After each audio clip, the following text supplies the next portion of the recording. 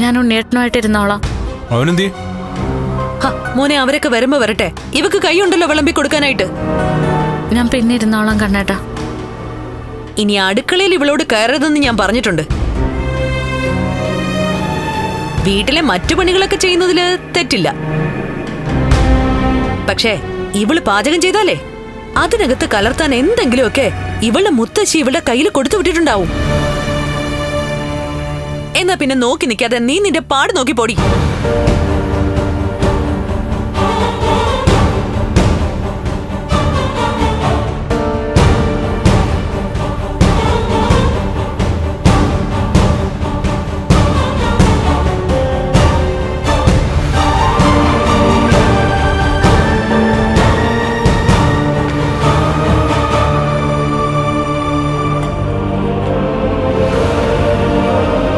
മോനെ, അവളെ കാണുമ്പോഴേ എനിക്ക് അവളുടെ അച്ഛനെ ഓർമ്മ വരുന്നേ.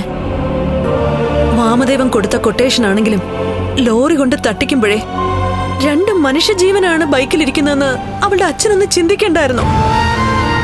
പൈസ വാങ്ങിയിട്ട് കൊട്ടേഷൻ ഏറ്റെടുത്തല്ലേ, പിന്നെ അങ്ങനെയൊക്കെ ചിന്തിക്കാൻ പറ്റുമോ? അവർക്ക് ഏറ്റെടുത്ത ദൗത്യം പൂർത്തിയാക്കുന്നതാ സന്തോഷം.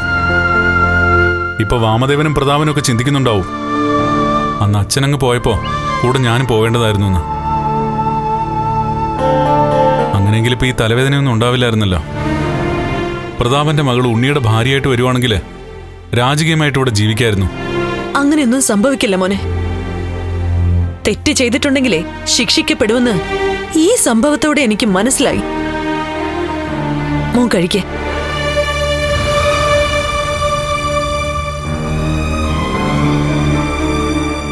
കറികൾക്കൊക്കെ നല്ല ടേസ്റ്റ് ഉണ്ടമ്മേ.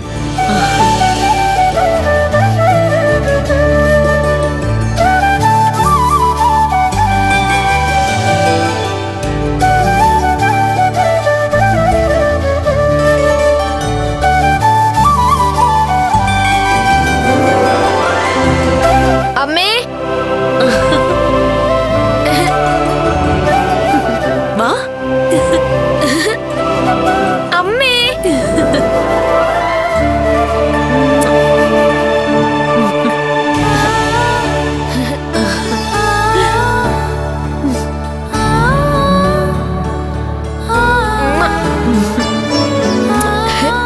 ദേ, അമ്മ എന്തൊക്കെയാ മോനും ഉണ്ടാക്കി വെച്ചേക്കുന്നതെന്ന് അറിയോ? ഇല്ല.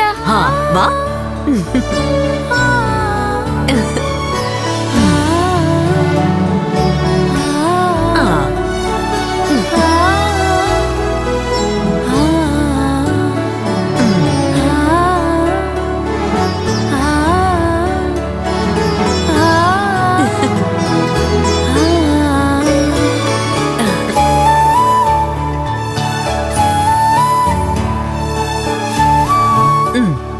കഴിക്കുമോനെ? എനിക്ക് പാല് മാത്രം മതി. അയ്യോ, അങ്ങനെ പറയല്ലേ മോനെ. ദേ, മോന്റെ അച്ഛൻ വരുമ്പോഴേ മോൻ എന്തൊക്കെ കൊടുത്തു എന്ന് അമ്മയോട് ചോദിക്കും. അപ്പൊ മോൻ ഒന്നും കഴിച്ചില്ല എന്ന് പറഞ്ഞാലേ അമ്മയോട് പിന്നെ മോന്റെ അച്ഛൻ വഴക്കോട് വഴക്കായിരിക്കും. അമ്മയെ അങ്ങനെ വഴക്ക് കേൾപ്പിക്കണോ? വേണ്ട. എന്നാലേ എന്റെ ചക്കരക്കുട്ടൻ ഇത് കഴിക്ക്. അമ്മ എടുത്തു തരാം.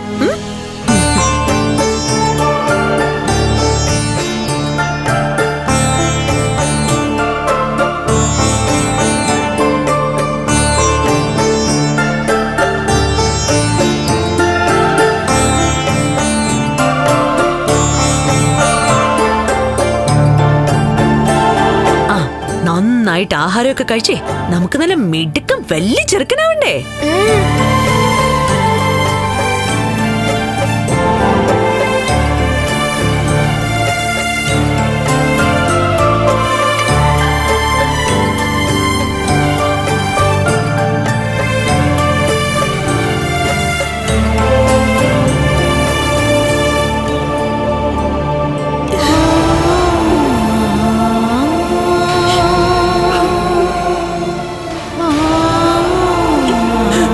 അമ്മ എന്തിനാ കരയുന്നേ? അതും ഭക്ഷണത്തിന് മുമ്പ് ഇരുന്ന്. മോനെ, എനിക്ക് സങ്കടം സഹിക്കാൻ പറ്റുന്നില്ല മോനെ. എപ്പോഴാ എന്റെ മനസ്സ് മാറിയതെന്ന് എനിക്കറിയില്ല. ഞാനിവിടെ കയറി വന്നതിന് ശേഷം നിനക്കറിയാമല്ലോ, എന്റെ വയറ്റിൽ കിടന്ന കുഞ്ഞല്ല നീയെങ്കിൽ കൂടി നിന്നെ ഞാൻ അങ്ങനെ കണ്ടിട്ടില്ല. എന്റെ 2 മക്കളെയും പോലെ തന്നെയാ നിന്നെ ഞാൻ സ്നേഹിച്ചത്, എന്റെ മൂത്ത മോനായിട്ട്. അന്നൊക്കെ അമ്മയ്ക്ക് സ്വത്തിനോടും പണത്തിനോടൊന്നും വലിയ താല്പര്യം ഉണ്ടായിരുന്നില്ല. എന്നാണോ അങ്ങനെ ഒരു താല്പര്യം വന്നത്, അതിനുശേഷം അമ്മയ്ക്ക് മാറ്റം ഉണ്ടായത്. മോൻ പറഞ്ഞത് 100% ശരിയാ. അതിനുശേഷമേ എന്റെ ആങ്ങളെ നാത്തൂനും കൂടെ എന്റെ ചെവി കടിച്ചു പറിച്ചെന്ന് തന്നെ പറയാം. എന്നെ വഴിതെറ്റിക്കുന്ന രീതിയില അവർ ഓരോന്നും പറഞ്ഞത്. എപ്പോഴോ ഞാൻ അതിലൊക്കെ അങ്ങ് വീണുപോയി. പക്ഷെ മോനെ, ഇപ്പൊ നിന്റെ മുന്നിലിരിക്കുന്ന അമ്മ, ദേ ഈ ചോറും കറികളും ഒക്കെ വിളമ്പി തന്ന അമ്മ മോന്റെ പഴയ അമ്മ തന്നെയാ. നിന്റെ 2ാം അമ്മയായിട്ട് മോന്റെ അച്ഛന്റെ കൈപിടിച്ച് വന്ന് ആ പഴയ അമ്മ തന്നെയാ. അങ്ങനെ ഒരു അമ്മയെ തിരിച്ചു കിട്ടണമെന്ന് ഞാൻ പ്രാർത്ഥിച്ചിട്ടുണ്ട്. എന്റെ കല്യാണം കഴിയുന്നതുവരെ അമ്മയ്ക്കെന്നോട് സ്നേഹമാണെന്നായിരുന്നു എന്റെ വിശ്വാസം.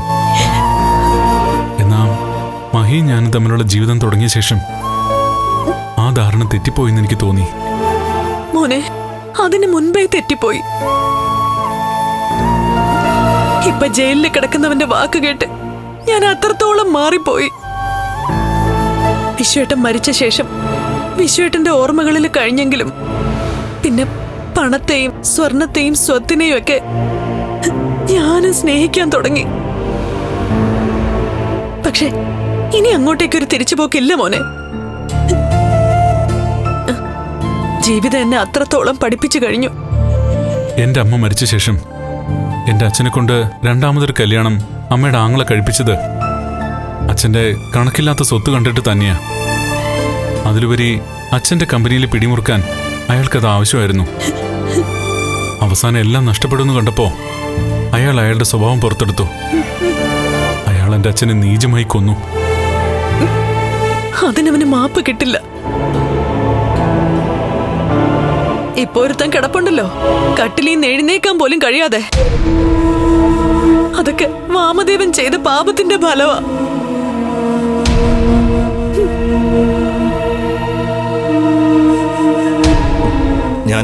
ഞാനിപ്പോ കൺസ്ട്രക്ഷൻ കമ്പനിയിലൊന്നുമില്ല. ഇവിടെ ആകെ പ്രശ്നങ്ങളാ.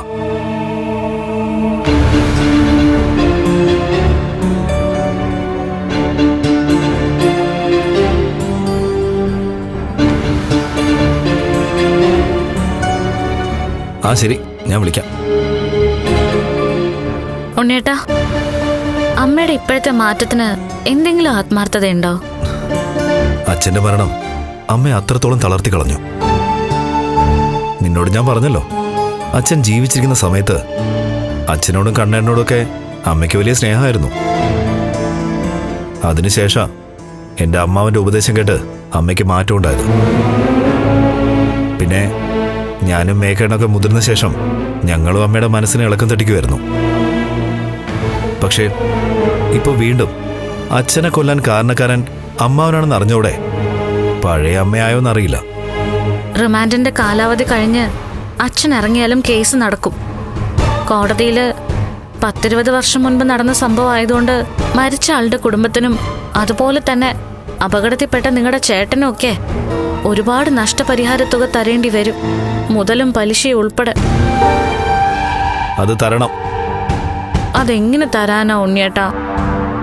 അതിന്ന് എങ്ങനെയെങ്കിലും അച്ഛനെ ഒന്ന് ഒഴിവാക്കിക്കൂടെ? ഒരിക്കലും ഒഴിവാക്കാൻ പറ്റില്ല. എനിക്കെന്റെ അച്ഛനെ നഷ്ടപ്പെട്ടില്ലായിരുന്നെങ്കിൽ എനിക്ക് ഇന്ന് ഈ ഗതി വരില്ലായിരുന്നു. കമലേശ്വരം ഗ്രൂപ്പ് ഓഫ് കമ്പനീസിലെ ഫിനാൻസിയേഴ്സും കൺസ്ട്രക്ഷൻ കമ്പനിയും ജ്വല്ലറിയൊക്കെ ഉണ്ടല്ലോ, അതിലേതെങ്കിലും ഒന്നിന്റെ തലപ്പത്ത് ഞാനിപ്പോ വന്നേനെ. അതെനിക്ക് സ്വന്തമായനെ. അതൊക്കെ എനിക്ക് ഇല്ലാതാക്കിയത് നിന്റെ അച്ഛനും എന്റെ അമ്മാവനും ചേർന്നാ. അതുകൊണ്ട് ആ 2 ദുഷ്ടന്മാരും നഷ്ടപരിഹാരം തന്നേ പറ്റൂ.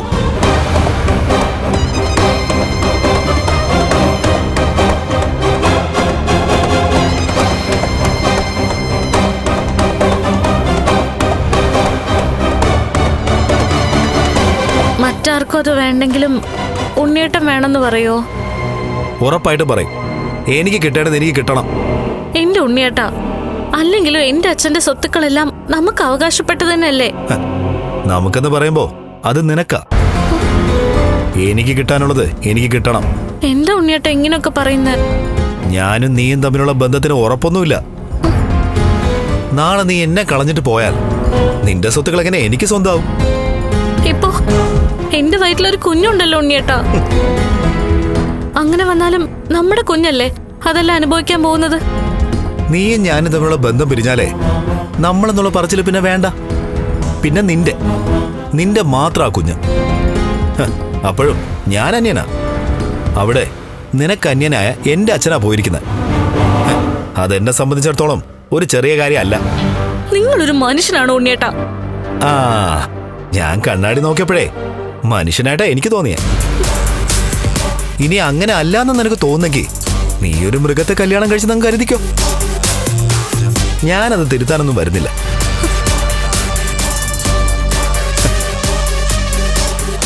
ഒന്ന് തന്നെ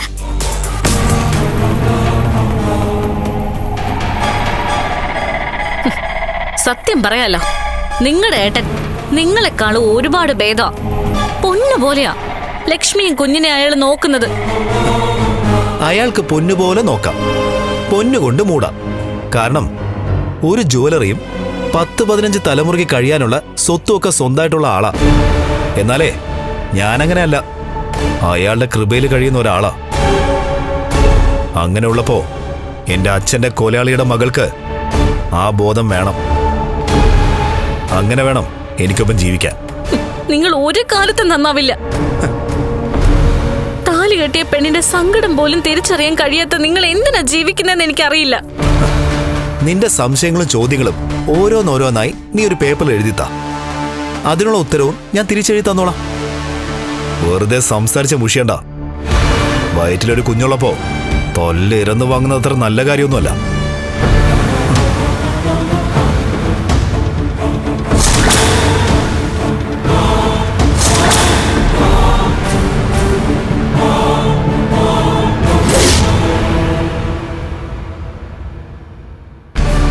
ജയിലിലെ ഭക്ഷണമൊന്നും പിടിക്കുന്നില്ലേ? നടക്കുന്നതിനകത്തൊരു ഉഷാറില്ലല്ലോ. കുറെ നാളായല്ലോ ജോലിയൊക്കെ ചെയ്തിട്ട്. അതുകൊണ്ട് കഴിക്കുന്ന ഭക്ഷണം ശരീരത്തെ പിടിക്കുന്നില്ലെങ്കിലും പോലീസുകാർ തല്ലി നന്നായിട്ട് പിടിക്കുന്നുണ്ട്. ഓ, ഇയാളല്ലെങ്കിൽ കൺസ്ട്രക്ഷൻ കമ്പനി കിടന്ന് മല മറിക്കായിരുന്നല്ലോ. ആരെങ്കിലുമൊക്കെ പണി ചെയ്യുന്നത് നോക്കി നിന്നിട്ട് അതിൽ വെള്ളം ചേർത്ത് വെള്ളം അടിച്ച് നടക്കലായിരുന്നു നിന്റെ പണി. ദേ ഇങ്ങോട്ട് നോക്കിയേ, ലോറിയുടെ വളയം പിടിക്കൽ മാത്രമല്ല നല്ല പാറയും ചുമന്നിട്ടുണ്ട് ഞാൻ. എനിക്കിപ്പോ അതൊന്നുമല്ല. എന്റെ മോള് തിരിച്ചു പോയിട്ട് എന്തായോ എന്തോ. നൂലുകെട്ട് കഴിഞ്ഞ ലക്ഷ്മി കുഞ്ഞിനെയും കൊണ്ട് തിരിച്ചു വരാണ്ടിരുന്നാൽ മതിയായിരുന്നു. എന്റെ മോക്ക് അവള് കണ്ണനും കുഞ്ഞുമൊക്കെ ആയിട്ട് സുഖമായിട്ട് ജീവിക്കുന്നത് കാണുമ്പോൾ ചിലപ്പോ പഴയതുപോലെ മനസ്സിന് ഇളക്കുണ്ടാവും. ആ സമയത്ത് അവൾ ഓരോന്നിങ്ങനെ ചെയ്തു കൂട്ടുന്നേ. നിന്റെ മോളല്ലേ, അപ്പൊ ഇടയ്ക്കിടയ്ക്ക് വട്ട് വന്നില്ലെങ്കിലേ അത്ഭുതമുള്ളൂ. അവിടെ അങ്ങനെ ഇരുന്ന് പോയി കഴിക്കടോ, അങ്ങോട്ട് പോടോ.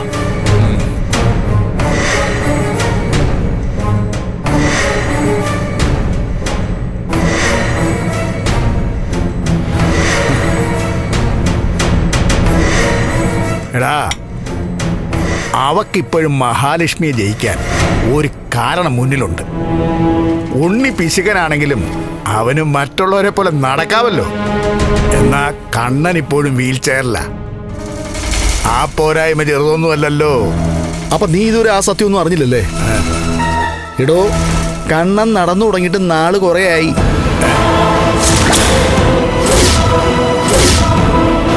മിഴിച്ചു നോക്കണ്ട. മോഹിനിയുടെ പിറന്നാൾ ആഘോഷിക്കാൻ കണ്ണനും മഹാലക്ഷ്മിയുടെ എന്റെ വീട്ടിലേക്ക് വന്നപ്പോഴേ കേക്ക് മുറിച്ച മഹാലക്ഷ്മിയുടെ കഴുത്ത് മുറിക്കാനേ ഞാനൊന്ന് ശ്രമിച്ചതാ.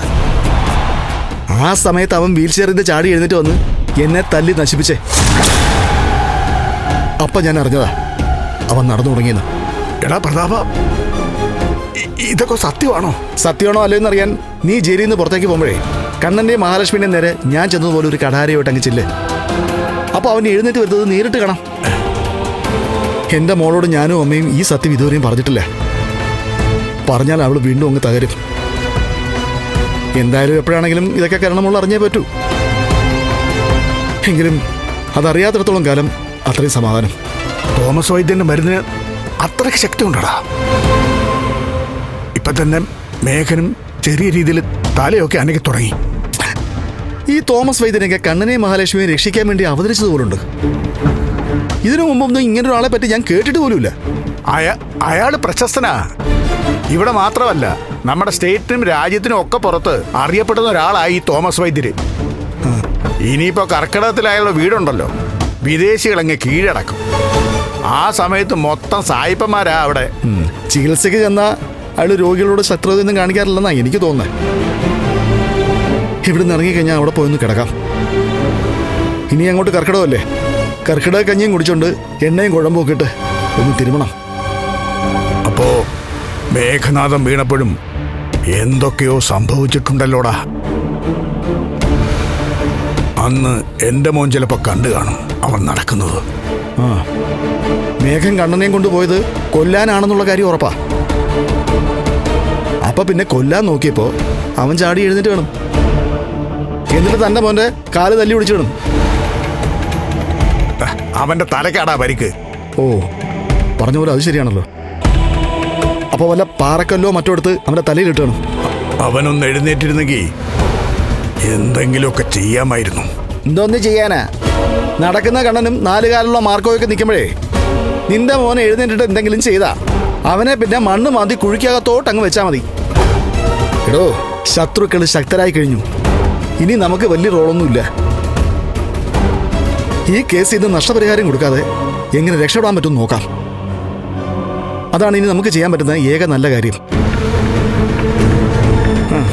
എന്നാ പിന്നെ സമയം കളയണ്ട, കഴിക്കേ, ചോറ് തിന്ന്.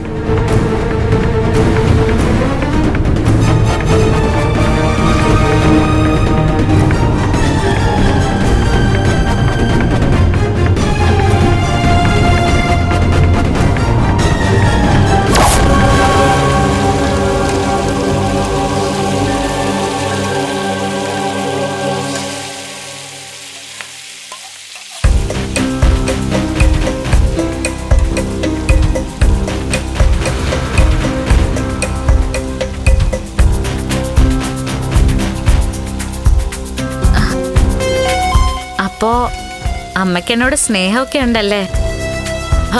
എന്താ ഇപ്പൊ അങ്ങനെ ഒരു തോന്നല്? അല്ല, പലഹാരമൊക്കെ വറുത്ത് കോരുന്നുണ്ടല്ലോ, അതെനിക്ക് തരാനല്ലേ? നിനക്ക് തരാനോ? നിനക്ക് പലഹാരം ഉണ്ടാക്കി തരാനേ നിന്നെ വളർത്തി വലുതാക്കി നിന്റെ മുത്തശ്ശിയോട് പോയി പറയടി. ഇതേ എന്റെ മോൾക്ക് കൊടുക്കാനുള്ള പലഹാരമാ. പിന്നെ ബാക്കി എന്തെങ്കിലും ഉണ്ടെങ്കിൽ നീ എടുത്ത് കഴിച്ചോ. നിന്റെ വയറ്റിൽ കിടക്കുന്നതേ എന്റെ പേരക്കുട്ടിയാണെന്ന് ഞാൻ പറയില്ല. എന്റെ വിശ്വേട്ടന്റെ കൊലയാളിയുടെ പേരക്കുട്ടി അത്. അതുകൊണ്ട് എനിക്ക് നിന്നെ സ്നേഹിക്കാൻ പറ്റില്ല. എന്റെ വയറ്റിലുള്ളത് ഉണ്ണിയേട്ടന്റെ കുഞ്ഞല്ലേ? അവനോട് എനിക്ക് വെറുപ്പാടി നിന്നെ വിളിച്ചോണ്ട് വന്നതുകൊണ്ട്. അവൾ ഇങ്ങോട്ട് വലിഞ്ഞു കയറി വന്നതും ഇവിടുത്തെ തമ്പുരാട്ടി ആവാനാ. ലക്ഷ്മിയെ ദാസിയാക്കിയിട്ട് ഈ കുടുംബം ഭരിക്കാനല്ലേടി നിന്നെ ആ കൊലയാളി അയാളുടെ അമ്മയും കൂടി ഇങ്ങോട്ട് പറഞ്ഞു വിട്ടത്. എനിക്കിവിടെ വന്നു കഴിഞ്ഞാല് രാജകുമാരിയെ പോലെ ജീവിക്കാന്നല്ലേ അമ്മയും പെണ്ണ് കാണാൻ വന്നപ്പോ എന്നോട് പറഞ്ഞത്? അന്ന് ഞാൻ അറിഞ്ഞില്ലല്ലോ നിന്റെ അച്ഛനാണ് എന്റെ കുട്ടികളുടെ അച്ഛനെ കൊന്നതെന്ന്. അന്ന് എനിക്കും അത് അറിയില്ലായിരുന്നു. അറിഞ്ഞാലും നീ ഇങ്ങോട്ട് തന്നെ വരും.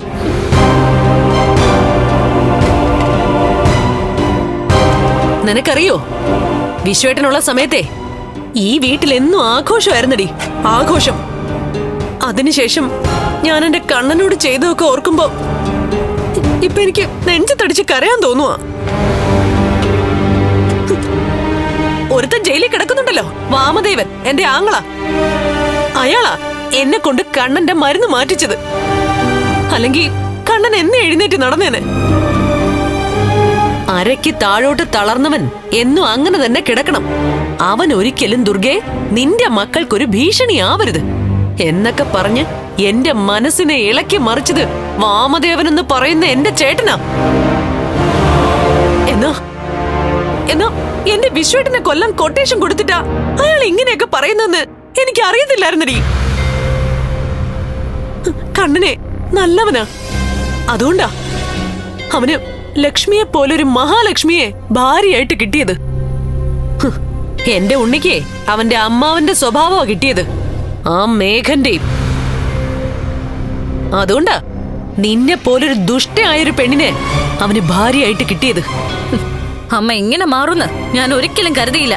സ്വന്തം കുട്ടികളുടെ അച്ഛൻ കൊല ചെയ്യപ്പെട്ടതാണെന്ന് അറിഞ്ഞാ പിന്നെ ആ കൊലയാളിയെയും അവന്റെ കുടുംബത്തെയും ആരെങ്കിലും സ്നേഹിക്കോടി?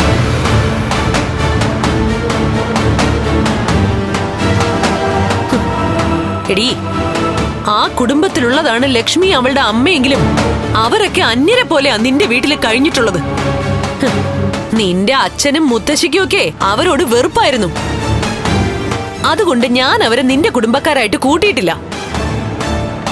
നിന്റെ സുഖത്തിനും സന്തോഷത്തിനും വേണ്ടി ജീവിക്കുന്ന നിന്റെ മുത്തശ്ശി അച്ഛനും ഒക്കെ നീ കഷ്ടപ്പാട് അറിഞ്ഞുകൊണ്ടാണ് ജീവിക്കുന്നതെന്ന് അറിയണോടി. നീ ഈ വീട്ടിലെ രാജകുമാരി ആവില്ല ഒരിക്കലും.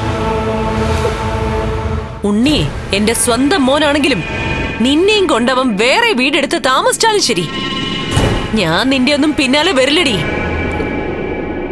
കണ്ണനാ എന്റെ മൂത്ത മോൻ. പിന്നെ എനിക്കൊരു മോളുണ്ട്, നിന്നെ പോലെ വയറ്റിൽ ഒരു കുഞ്ഞുമായിട്ട് നടക്കുന്ന എന്റെ മഞ്ജു. അവള് മതി ഇനി എനിക്ക്.